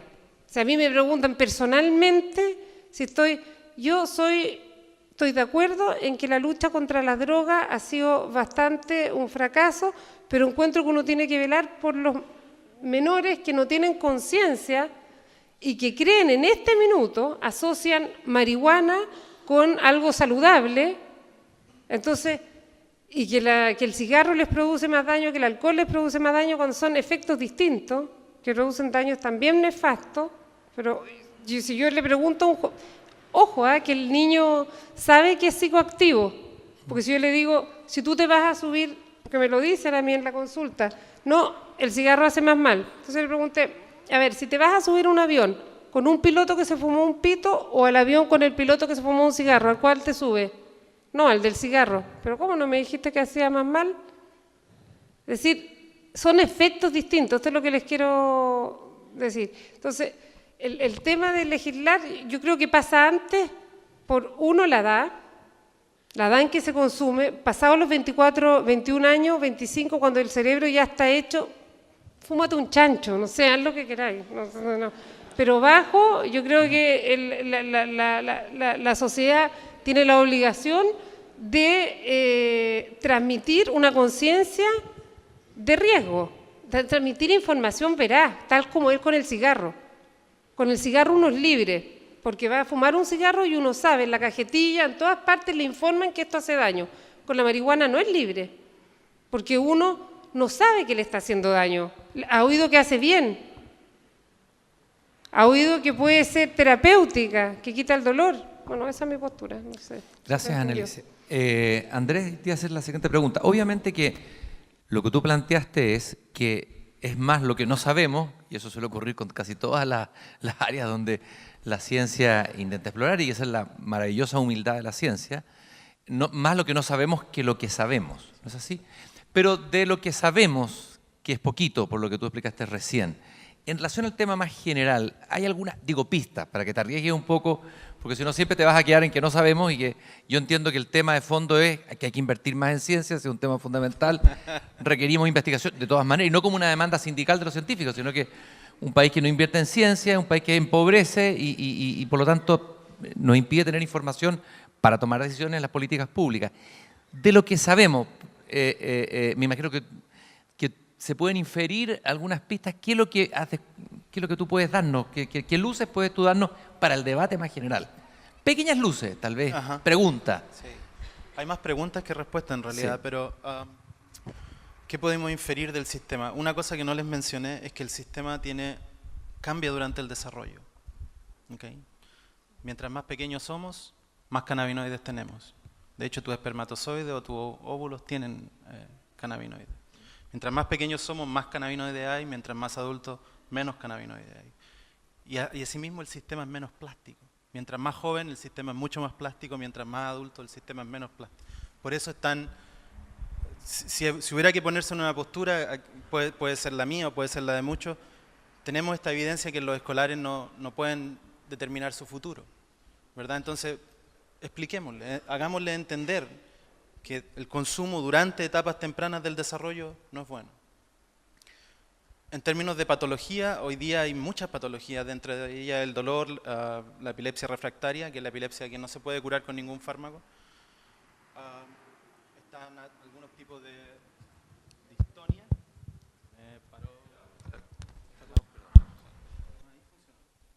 Ahí está.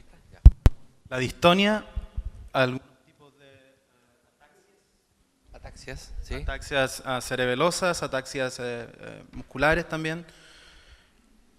Pero más que nada, o la mayor evidencia que hay, es que el sistema endocannabinoide puede controlar el dolor.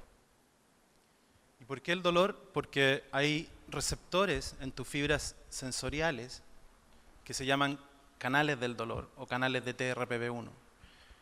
Y se pensaba hace mucho tiempo que estos canales podían ser activados por endocannabinoides, sin embargo no se demostró hasta el 2010 que estos canales sí son activados por endocannabinoides. Y al ser activados, el canal tiene una propiedad que se abre y se cierra muy rápidamente. Es como una puerta sin un brazo que la firme, ¿no? Y se desensitiza muy rápido. Por lo tanto, si el cannabinoide actúa sobre ese receptor, no es que no vayas a sentir dolor, sino que el dolor o la sensación de dolor va a disminuir. Esa es la única patología que hoy día sabemos explicarla desde el punto de vista del endocannabinoide. En términos de la epilepsia refractaria, por ejemplo, he visto casos, particularmente tengo un apego muy grande con Fundación Daya. Ellos me van a proveer de algunos extractos para poder trabajar con cannabis, porque en este país es un poco raro. Tengo un proyecto completamente del gobierno, pero el gobierno además me quita la plata para poder tener una droga que necesito para poder trabajar, que es un endocannabinoide. Pero esas son cosas del destino. Entonces, ¿qué es lo que hemos visto ahí? Es que hay patologías como la epilepsia refractaria y sobre todo algunos tipos de ataxias en que los muchachitos pueden volver a caminar, pueden volver a hacer sus necesidades por sí solos. Sin embargo, no sabemos qué es lo que está pasando. Como les decía delante, el sistema disminuye la activación. Al disminuir la activación, obviamente te puedo curar la epilepsia. Pero ¿qué está pasando detrás? ¿Qué pasa cuando yo disminuyo todo el sistema?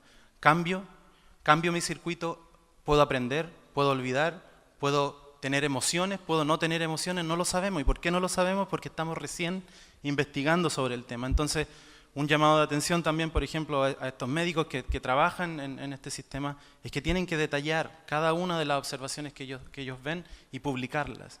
Y no publicarlas en una revista, qué sé yo, que no tenga un impacto, como lo dijo acá la doctora. Tienen que tener un impacto.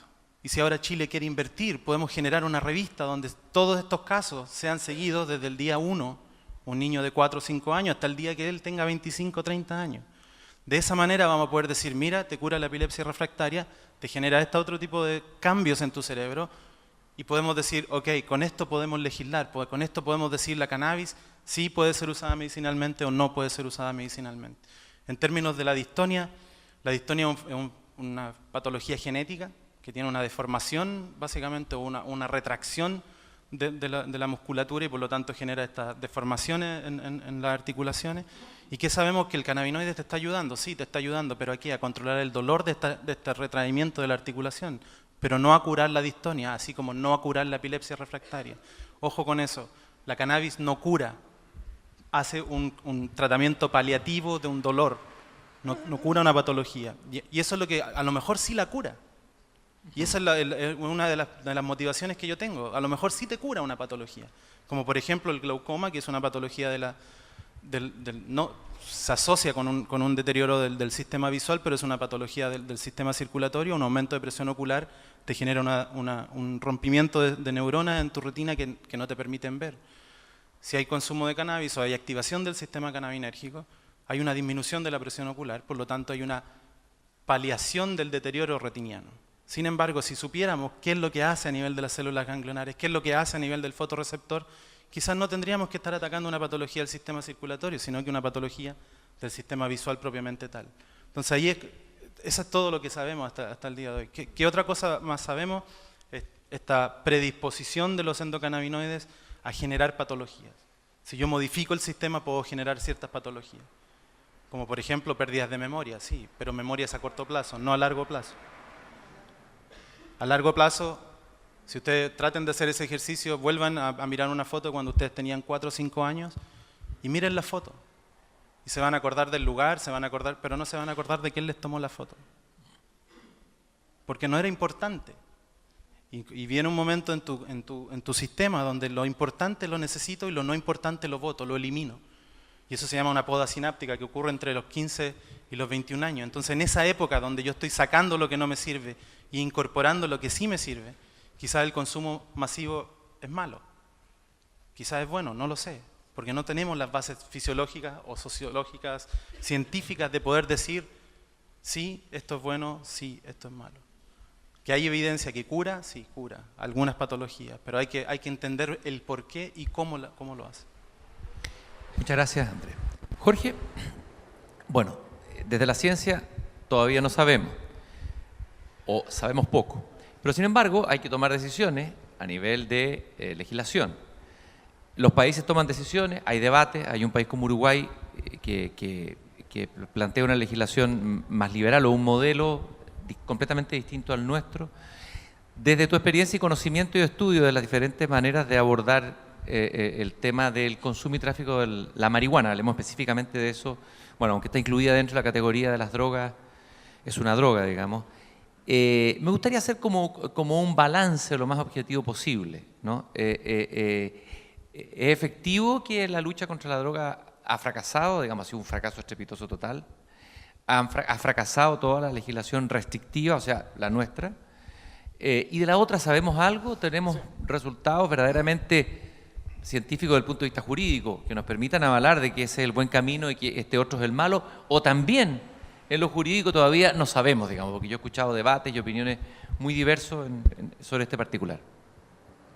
Bien. Voy a partir con una, no sé si es anécdota, pero una vivencia. Yo trabajé muchos años como relator de la Corte de Apelaciones y tuve mucho contacto con relatar causas penales con marihuana. Esta marihuana que yo les contaba que iban los lolos a buscarla a los Andes y la traían por saco. Hoy día no nos imaginamos un saco de marihuana, o estaría, pero ya requete ultra preso, digo.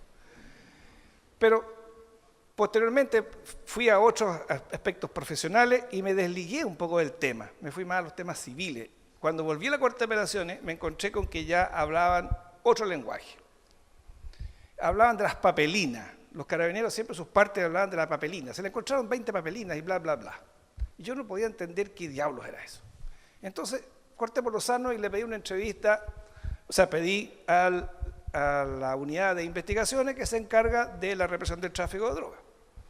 Y me recibieron muy estupendamente, me explicaron todo el proceso de la marihuana, la pasta base, la cocaína, etcétera, etcétera, etcétera.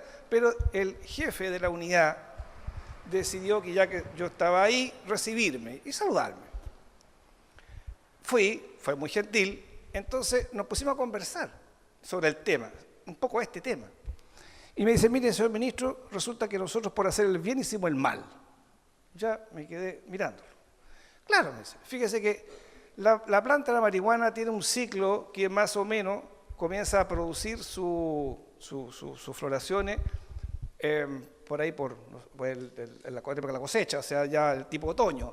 Pero tipo noviembre, diciembre, en Santiago es prácticamente imposible conseguir marihuana porque las plantas todavía no la han dado. Entonces, ¿qué hacen? La traen de afuera. ¿De dónde? De Argentina, por el paso de los Andes, de Rancagua, que la plantan y la traen para Santiago, y de La Serena, pero muy poca. Pero fundamentalmente del paso de los Libertadores y Rancagua. Entonces nosotros, Investigaciones de Chile, nos pusimos las pilas y cerramos el paso de los Andes y cerramos la entrada a Santiago por Rancagua y registramos todo lo que nosotros creíamos que podía traer marihuana a fin de que no entrara la marihuana a Santiago. Y llegó un momento en diciembre que nosotros celebramos en la unidad en que en Santiago no había marihuana en el comercio, simplemente porque no habían proveedores.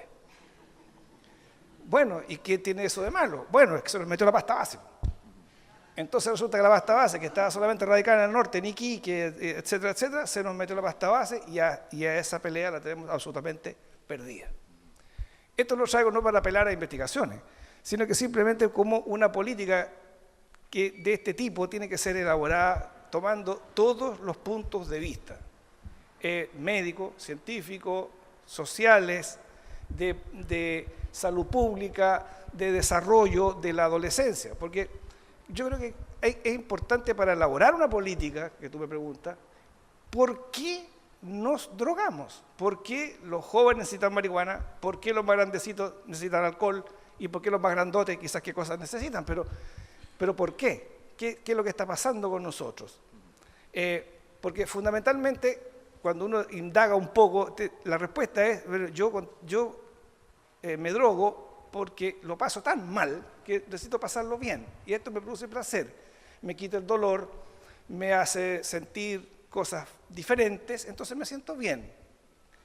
Es mi momento de felicidad, entre comillas. Sé que estoy exagerando, pero es una descripción. Entonces, obviamente que para tomar una decisión de cómo combatir o cómo regular, porque yo creo que eliminarlo es imposible.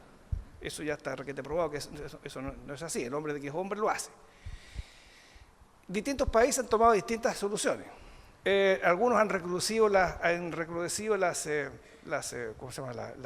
penas en las cárceles y le han hecho la vida miserable, digamos, a los consumidores y a los proveedores en el tema marihuana, digamos. Y otros países como Uruguay que están intentando legalizarla. ¿Cuáles han sido los resultados, perdón, en el primer caso? ¿Qué países? ¿Estados Unidos? ¿Países como Bueno, Estados Unidos, España la ha subido, la represó fuertemente. Colombia tiene una... Ojo, uno dice Colombia, o sea, ya la produce, sí, pero la legislación colombiana de droga es pero tremendamente fuerte, o sea, las penas son horriblemente altas. ¿Cuáles son los resultados en esas sociedades? No, el problema lo tienen exactamente igual. O sea, siguen con los mismos problemas, siguen con un consumo altísimo. Lo que en Colombia, por lo menos los últimos estudios, yo no soy experto, pero los que yo he leído apuntan a que en la sociedad de estratos medios y super altos, el drogarse en Colombia hoy es mal visto. Pero en los estratos bajos no, porque obviamente aquí en Chile pasa lo mismo. O sea, en los estratos bajos es donde está la mayor cantidad de consumo. Yo soy juez y la mayor cantidad de condenas que pasan por frente mío son lugares pobres. Rara vez me toca uno de un barrio acomodado. Digo. Entonces, las políticas varían mucho de cómo yo quiero enfrentar el tema. Entonces, regularlo, ¿cómo? No nos olvidemos que hasta hace muy poquito tiempo fumar era bacán. Y estaba toda la propaganda de que si yo quería ser encachado y de que las chiquillas me miraran, tenía que fumar. Hoy día está prohibido. Pasó un poco lo mismo con el alcohol. El alcohol también. Hoy día se prohíbe hacer propaganda de alcohol en los estadios. La sociedad va tomando medidas y seguramente algunas respecto de esta también tomará. Porque, ojo, de lo que aquí se ha conversado, fundamentalmente los deterioros más graves están en los 14 años, o hasta los 14, 15, 16 años, o sea, la adolescencia. De los 21, tomémoslo de la mayoría de edad antigua, de los 21 para arriba ya el cerebro se formó, la personalidad más o menos se formó, etc. Entonces el daño ya es un poco menor. No inocua. No, lo que pasa es que el daño cuando el cerebro está en movimiento y formándose es un daño estructural, anatómico.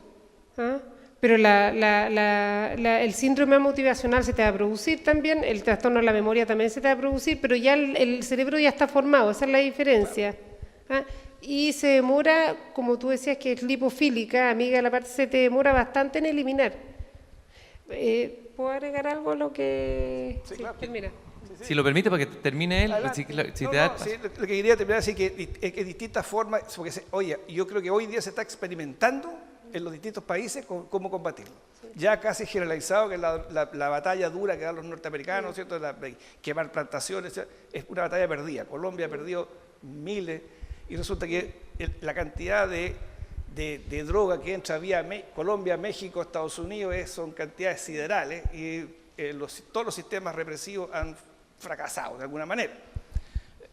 No en vano estamos viendo a cada rato, se hacen películas inclusive, de que el jefe del combate del narcotráfico del país X a la larga es un traficante o se convierte en traficante. Y esto se repite, se repite y se repite. ¿Por qué? Porque la cantidad de dinero que se mueve aquí es una cosa gigantesca. Bueno, Uruguay está intentando con esta legislación más blanda, van a vender marihuana con ciertas condiciones, etcétera, etcétera. Yo creo que son simplemente, en estos temas, son experimentos que se están haciendo como una manera de abrir el debate para que todos lo conversen y una manera de eliminar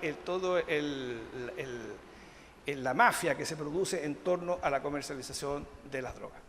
¿Qué harías tú si tú fueras legislador, digamos, no miembro de la Corte Suprema, si pudieras modificar o mejorar sin hacer cambios tremendamente radicales? ¿En qué punto se podría mejorar nuestra legislación en esta misma perspectiva que estás planteando hoy día? ¿Cuáles serían los cambios razonables?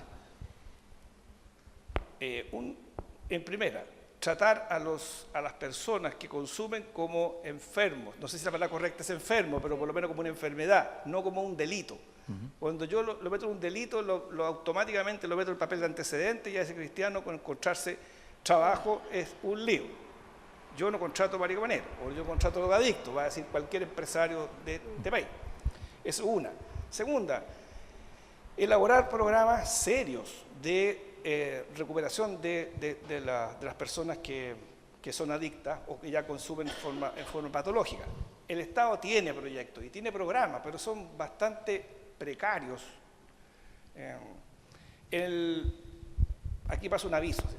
El Poder Judicial, los jueces, son los que se enfrentan día a día con los muchachos, jóvenes, adolescentes, que son consumidores ya más patológicos y que empiezan no solamente a consumir, sino que empiezan a comercializar droga para poder financiarse en la compra de otra dosis. Y eso es todo el tiempo. Y el patrón viene siendo más o menos el mismo, familias mal constituidas o por lo menos disgregadas, figura paterna inexistente, padres ausentes, etc. O sea, pobreza, mucha pobreza. Eso es el patrón normal. Muchos jueces se dan cuenta que ¿qué saco con condenarlo? Si a este cabro hay que recuperarlo, no hay que condenarlo, no hay que estigmatizarlo. Pero a un grupo de jueces se le ocurrió armar un verdadero plan, porque la ley penal actual lo permite, decirle, mire, usted cometió un delito, yo lo voy a condenar, pero vamos a hacer una cosa, yo le voy a hacer una especie de condena en suspenso, no se la voy a aplicar, sino que se la dejo como que dice aquí en el escritorio. Y si usted durante un año se porta bien entre comillas, que no vuelva a delinquir, ¿no es cierto? No vuelva a consumir, lo logra, yo esta pena la borro, echo el tarro a la basura y hacemos de cuenta que usted nunca jamás ha pasado por el sistema penal chileno. Este sistema ha resultado muy, muy exitoso. Ahora, esto lo hacen los jueces prácticamente a pulso, porque no es una política del Estado, es una política de un grupo que decidió enfrentar de una manera distinta este problema. ¿Y qué ha sucedido? Que el éxito ha sido bueno, la experiencia ha sido buena, hasta algunos jueces se han ido a Estados Unidos a contar y a mostrarles cómo es que el sistema funciona, pero es muy pequeño. Nosotros no tenemos capacidad para enfrentar a la gran masa que lo necesita. Como digo, políticas de salud, no estigmatizar, tratar como personas que necesitan una ayuda. Yo creo que es una parte muy importante en este tipo de droga, en la droga marihuana, en la droga que afecta a los jóvenes. Annelise, voy a ir con preguntas chiquititas y luego voy a dejar que ustedes abran su conversación. Tú planteaste por ahí el tema del último resultado de la prueba CINCE, pero hay otros indicios de caída fuerte en los sectores altos, ¿eh? La caída más fuerte es 30 puntos en el tema de la lectura, pero hay otros. A pesar de que en otros aspectos pareciera que Chile no está tan mal en relación al resto de Latinoamérica. Sin embargo, en países donde hay legislaciones fuertes contra la marihuana, uno podría decir, no sé cuáles son los índices de lectura en Estados Unidos y en otras sociedades, digamos, donde a lo mejor hay una política más represiva y sin embargo, de todas maneras tenemos, o sea, quiero decir, hay una relación tan directa y tan mecánica, tan comprobable científicamente entre el consumo de marihuana, porque tú lo deslizaste un poco ahí, y la caída en estos índices, digamos, la pérdida de ciertas habilidades básicas de inteligencia, de memoria que influyen en el aspecto educativo. ¿Es tan claro eso o eso es una hipótesis o una intuición, digamos? No, es una intuición mía. Lo que sí hay evidencia que afectan las habilidades cognitivas, eso sí hay evidencia. Lo otro lo diré yo porque cuando lo vi dije, bueno, si está la mitad marihuaneados, ¿cómo van a poder concentrarse para responder, para entender, para memorizar? Ahora, eso es una cosa. En Europa no hay ningún país, excepto Holanda, que haya legalizado la marihuana. Yo hablé con el director del hospital psiquiátrico de Berlín, la Charité, y le pregunté por qué en Alemania eran tan duros con el tema de la marihuana. Y me dijo, mira, nosotros no nos arriesgamos a otro loco más, como el que tuvieron, porque produce psicosis y eso es una puerta, como tú lo dijiste bien, es una puerta llave a cerradura. Uno, como tú decías, no sabe el genoma, ni menos el de la esquizofrenia, que son como 600 genes. ¿Ah? Uno no se hace como la Angelina Jolie el genoma a ver si tengo o no predisposición a la esquizofrenia. Y si tú tienes predisposición genética a la esquizofrenia, no solamente te abre inmediatamente la puerta de entrada a la locura, que es lo que probó el doctor Ibáñez de aquí de Chile, no es que lo probó, sino que lo vio en 30.000 jóvenes que estaban siendo tratados por adicción y vio cuáles de ellos tenían esquizofrenia, diagnóstico de psicosis, y era 4 veces más los que tenían diagnóstico de psicosis por consumo de marihuana. Bueno, este doctor alemán me dijo, no hay ninguna posibilidad que nosotros no seamos estrictos con esto porque esta cosa causa psicosis, promueve la psicosis y adelanta el primer brote en 5 años. ¿Qué quiere decir eso? Todos los psiquiatras hoy en día están tratando porque ya se sabe que hay ciertos factores predisponentes de personalidad, más genética, de tío, qué sé yo, todo. Entonces, cuando hay un sospechoso de una posible psicosis, se trata de alargar lo más posible el primer brote, porque cada brote psicótico produce mucho deterioro. Te adelanta en 5 años, eso por un lado. Después, en los países, los estados, que son 4, en Estados Unidos, que han legalizado la marihuana, aparecieron los resultados de Colorado el año pasado y se triplicó en jóvenes el consumo de marihuana. ¿A qué voy yo? No es que legalizar, no legalizar. Yo creo que lo número 1 es la percepción de riesgo. Disminuye la percepción de riesgo cuando se legaliza sin sin una política adecuada de información a la población. Que eso es lo que tiene que haber. ¿Ah? Andrés. Aporte que en realidad para poder legislar o para poder cambiar las leyes hay que educar. Es lo primero.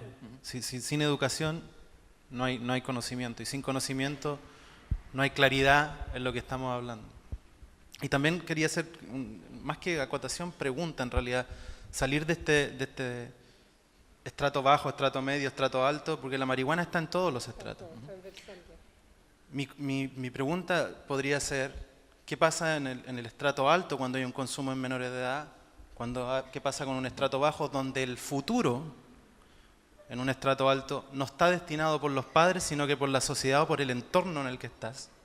Comparado a un estrato bajo, donde el futuro no está destinado ni por los padres, ni menos por los pares donde estás. ¿Qué pasa si ahora tú pones, por ejemplo, yo soy científico, ¿ok? Por favor, sí que entiendan esa parte de que trato de entender las cosas, pero ¿qué pasa si ahora tú llevas a un muchacho del barrio, de ahí, qué sé yo, del más pobre, y lo pones en un estrato alto, donde el medio social es distinto? ¿Va a tener este problema de psicosis? ¿Va a tener un problema de cambio de personalidad? No lo sé, y sería súper interesante saberlo. No sé, hay estudios más o menos. ¿Hay estudios? ¿Hay estudios al respecto? No, Hay micrófono, Annelisa, para que se te escuche bien. No, lo que pasa es que, como tú decías, está transversal el consumo. ¿Ah? Ya no es de clases marginales que tienen... No, esto ya está... Como hay cero percepción de riesgo en Chile, el consumo es transversal. La diferencia es que en estrato alto, el joven que consume y empieza a presentar problemas tiene una red de apoyo más sólida que pueden ayudarlo a reinsertarlo o a frenarle el consumo. Tienen más posibilidades, porque tampoco está ocurriendo tanto. Es grave el problema en Chile, porque no hay percepción de riesgo. Entonces, O sea, estás diciendo que no está ocurriendo, no está funcionando esa red de apoyo ni siquiera en no estos está sectores funcionando bien. Eso es lo que me toca a mí en la clínica, porque me dicen, pero los adultos mismos no saben el efecto que produce. ¿Por qué? Porque le llega información contradictoria, que los deja impotentes. Bueno, ¿hace mal o hace bien? Entonces, por eso yo te decía, aquí la comunidad médica tiene algo que decir. Cuando hice la tesis doctoral, yo revisé hasta el 2013 todo lo que se había estudiado del tema, pero todo, porque no me podía arriesgar a que me preguntaran, me hicieran una pregunta y no saberla. Ahí me di cuenta que a nivel científico no había discusión respecto a los daños, sí todavía respecto a los beneficios, que eso es lo que se está estudiando. Para que un medicamento sea aprobado, tiene que pasar por 3 fases, y después de esas 3 fases, primero después de 3 fases de ensayos que son muy rigurosos, con poblaciones, primero pequeñas, después grandes, después de esas 3 fases en que el fármaco prueba ser seguro, eficaz y de calidad, porque hay distintos tipos también de... Ahí recién se aprueba el fármaco y sí, la marihuana en sí nunca va a pasar esas 3 fases. ¿Por qué? Porque tiene 489 componentes distintos. Lo que puede llegar a pasar es algunos cannabinoides. Y por eso hay que hacer la diferencia. La planta en sí, nunca. ¿Y qué están usando hoy en día los jóvenes? La planta, que la hacen aceite, que la hacen queque, que se la... Jorge, tú querías decir algo. Te vi inquieto por lo menos, moverte en la silla. Eso. Sí. el tema es el siguiente. Cuando nosotros consumimos, hablamos de marihuana, se hace bien o hace mal, hay que distinguir yo creo que hay que distinguir dos clases inmediatamente, ¿cierto? Aquellos que ocupan los principios activos para solucionar epilepsia y todas estas enfermedades que tú mencionaste, Andrés, ese es un tema. Y otro tema es el uso que se llama recreativo. O sea, yo voy a una fiesta y me fumo un par de pitos, ¿para qué? Para estar sintonizado, para estar alegre, dicharachero y divertido.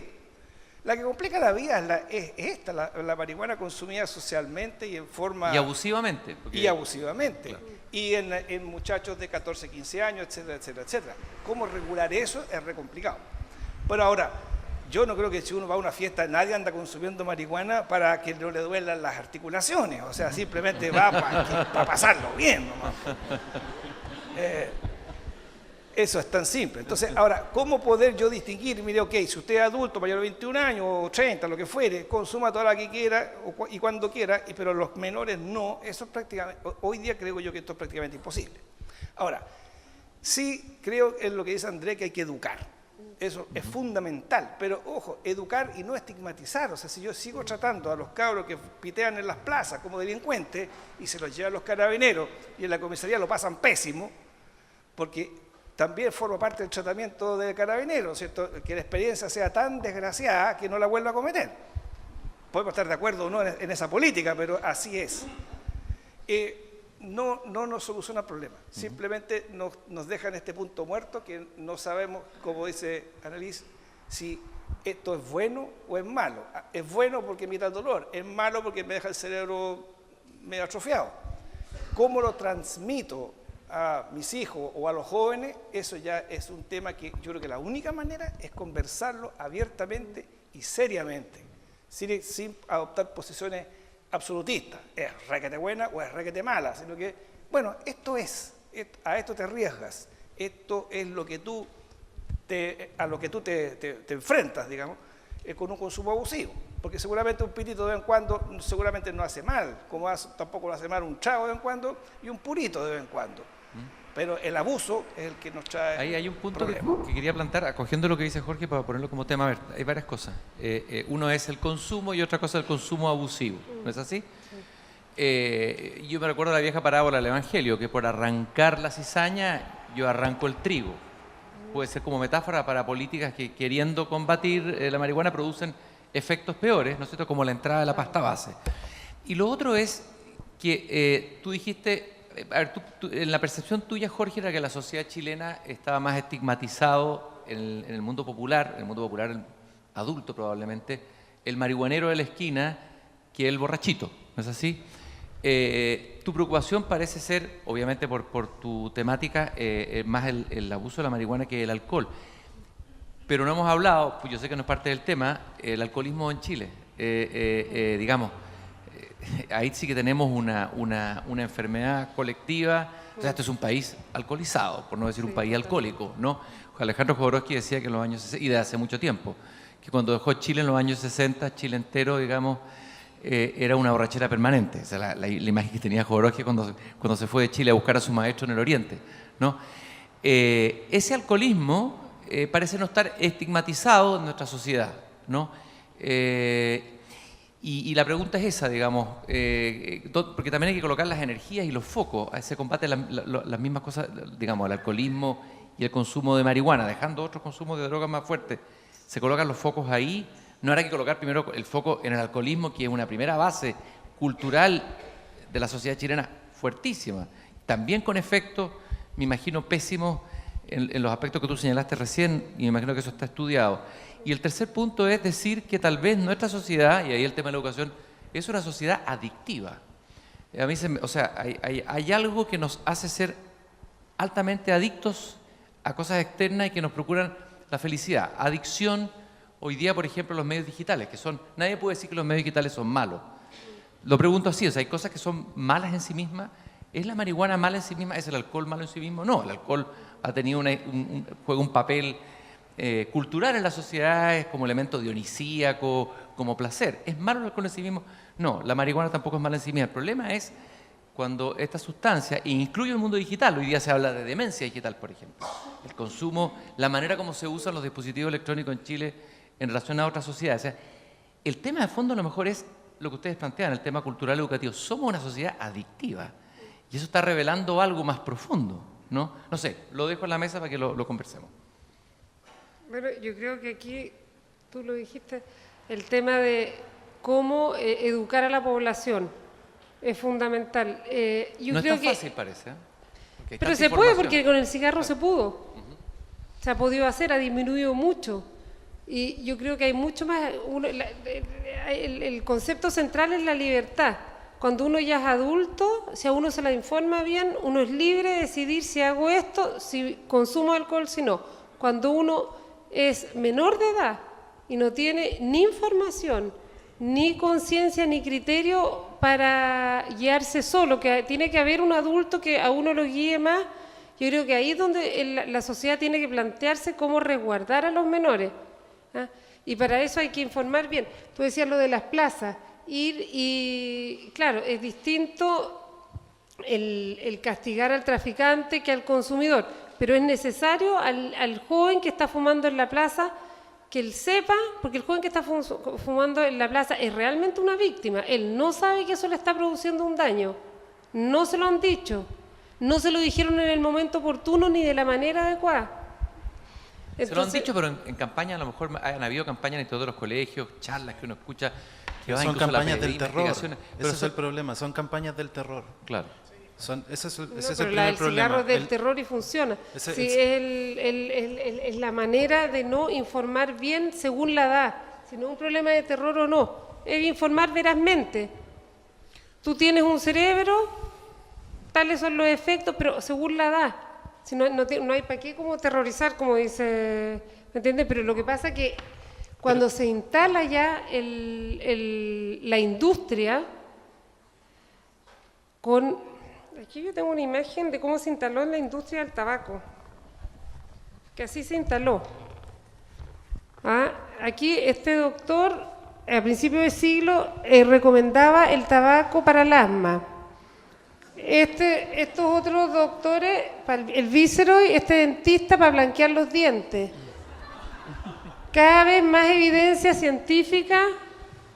No, aquí cada vez más doctores hablan de las evidencias científicas del Camel. Bueno, se instaló la industria del tabaco y después es tanta la plata que mueve que no hay cómo sacarla. Pero ¿qué se pudo hacer por lo menos? Informar, porque fue tanta la evidencia científica y médica que demostraba los cánceres que producía el cigarro que se pudo por lo menos informar. Esto es lo que no está ocurriendo. Entonces, por eso yo decía, independiente de legislar a favor o en contra, hay que informar bien. Andrés, yo creo que antes de hay que terminar, Jorge y Andrés, ¿sí? Es fundamental Los últimos minutos, ¿sí? informar, cortito, informar bien. Porque toda la campaña nuestra del alcohol y de la marihuana va por la campaña del terror. Y eso es cierto. Ahora, la campaña del tabaco, ojo, es cierto, las cajetillas ponen unos pulmones y de Don Pedro, que son una cosa que uno lo mira y se espanta. Pero yo creo que empezó antes con el tema del deporte. La gallada dejó de fumar cuando empezó a agarrar papa con correr y con la vida sana y que ahora tengo los pectorales más grandes así que las chiquillas me miran mejor, etcétera, etcétera. Ahí empezaron. Hoy día los fumadores están prácticamente estigmatizados. En esta sala, si alguien quiere fumar, es decir, aquí lo echan a patadas, digamos, o sea, tiene que irse a la calle a fumar. Los restaurantes partieron haciendo secciones y hoy día ya no hay, ahora simplemente no se puede. Con el alcohol pasa lo mismo, o se intenta hacer lo mismo, como yo decía, ya la publicidad de los estadios se retiró, son muy pocos los estadios en el mundo que permiten la publicidad del alcohol en los estadios y la campaña ha sido más por la persuasión que por la represión. Yo creo que con este tema tiene que ser más o menos por esa manera. Ahora, yo no soy publicista, así que a mí no se me ocurre cómo hacerlo, pero creo que el enfoque tiene que ser ese. Sí. Andrés. Yo siguiendo un poco con la historia del terror, ¿no? Yo creo que también hay mucha culpa de las redes sociales, los medios digitales. Hoy en día tú pones marihuana y cura todo. Entonces, por el otro lado está que te hace daño para todo. Entonces, tiene que haber no hay claroscuro. No hay un plan matiz. exacto. Sin embargo, si siguiéramos, por ejemplo, una política similar a la de Uruguay, ¿no? Que el gobierno controle la cannabis completa, se acaba el tráfico, hay más para investigación y vamos a generar un país desarrollado y que va a poder discutir del tema de igual a igual con países como Holanda, como Alemania. Alemania dice, no, no quiero otro loco encima. En realidad lo que no quieren es un hitleriano otra vez. Entonces, en Europa, o en Alemania en realidad, cuando estaba la época de Hitler, ¿no? Que se pensaba que todas estas patologías que podían desentramar la raza pura, ¿no? Había que matarlos. Entonces, el fumar cannabis te puede producir psicosis y por lo tanto hay que matarte. Por eso no entra en Alemania. Pero en otros países de Europa, como por ejemplo los países escandinavos, se ocupa muy claramente para tratar depresiones, para tratar otras enfermedades. Sin embargo, no es legal. No es legal. No es legal. Suecia son se muy ocupa. restrictivos. Otro aspecto súper importante que creo que es necesario en este país es claramente llamar a los médicos, a las sociedades de médicos a esta tarima y decirles, mire, ustedes son los que están llamados a decir esto es bueno, esto es malo. Sin embargo, desde mi otra perspectiva como profesor, te puedo decir que un médico ve el sistema endocannabinoide en una clase. En una clase. El sistema endocannabinoide es tal. Sin embargo, por ejemplo, podemos tener sistema endocannabinoide en nuestro intestino, donde más hay mucho más que en el cerebro, en nuestro intestino.